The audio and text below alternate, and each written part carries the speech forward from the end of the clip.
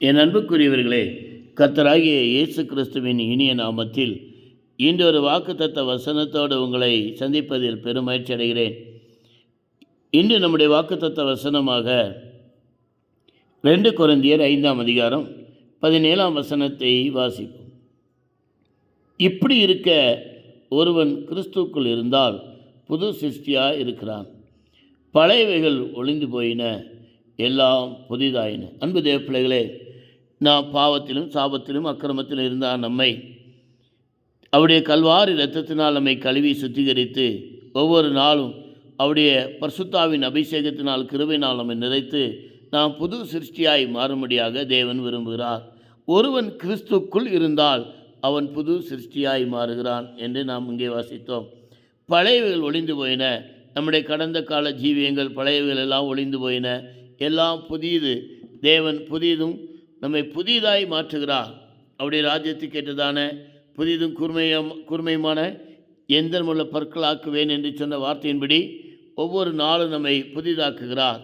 அவருக்கேற்றதான பரிசுத்தம், அவருக்கேற்றதான நீதி, அவருக்கேற்றதான காரியங்களை நமக்குள்ளே வைத்து ஒவ்வொரு நாளும் அனுதினமும் நம்மை நடத்துகிறார்.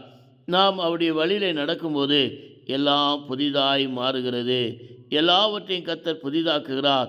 சர்வ வல்லமுள்ள தேவன் அனுதினமும் நமக்கு தேவையான ஆலோசனை தந்து அனுதினமும் நம்மை பலப்படுத்தி பாதுகாத்து பத்திரப்படுத்தி நம்மை குணமாக்கி அவருடைய வல்லமினால் நம்மை நிரப்பி ஒவ்வொரு நாளும் அவர் வழி நடத்த வல்லவராயிருக்கிறார்.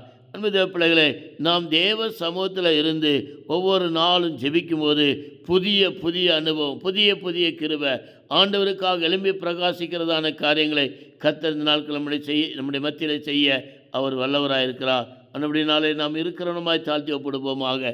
அன்பும் இரக்கம் நிறைந்த நேசரே, நன்றியோடு துதிக்கிறேனப்பா. இந்த காலை வேளைக்காய் ஸ்தோத்திரம். ஒவ்வொரு தேவ பிள்ளைகளும் கத்தாவே உம்முடைய நாமத்தினால் ஆசீர்வதித்து ஜெபிக்கிறேன். ஒவ்வொருவரையும் ஆசீர்வதிக்கிறேனப்பா. நீ ஆசீர்வாதமாக இருப்பாய் என்று சொன்னீரே, அவ்வண்ணமாக கத்தா ஒவ்வொரு பிள்ளைகளையும் நீர் ஆசீர்வதித்த காய் ஸ்தோத்திரம். வியாதியோடு பலவீனத்தோடு காணப்படுதான ஒவ்வொருவரையும் கத்தர் மாற்றுவீராக. எல்லா வியாதி பலவீனங்கள் இப்போதே மாறட்டும். அற்புதமான விடுதலை, அற்புதமான சுகத்தை தந்ததுக்காக துதிக்கிறேன். சர்வ வல்லவரையே நோக்கி பார்க்கிறேன். தேவாதி தேவனை நோக்கி பார்க்கிறேன். பெரிய காரியங்களை செய்கிறவரே, இன்றைக்கு ஒவ்வொரு குடும்பத்திலும் அற்புதங்களை, அடையாளங்களை, பெரிய காரியங்களை செய்யும் நீர் மகா பெரிய தேவனப்பா. ஒவ்வொரு குடும்பத்திலும் நீர் பெரியவராக இருக்கிறபடினால துதிக்கிறேன் அப்பா. எங்களுடைய பழையகள் எல்லாம் ஒளிந்து போயின, எல்லாம் புதிதாயின என்று நாங்கள் வாசிக்கிறோமே. எங்களுடைய பழைய ஜீவியம், உமக்கு பிரியமில்லாத ஜீவியம் எங்களை விட்டு மாற்றுவீராக, எடுத்து போடுவீராக அப்பா. நீர் பெரிய காரியங்களை செய்யுங்க அப்பா.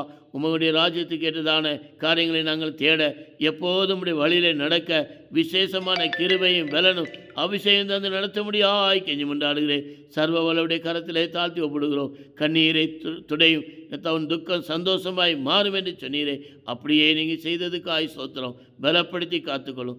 இயேசுவின் நாமத்தில் கெஞ்சி கேட்கிறோம் பிதாவே, ஆமேன். Praise the lord. God bless you. கர்த்தர் உங்களை ஆசீர்வதிப்பாராக. ஆமேன்.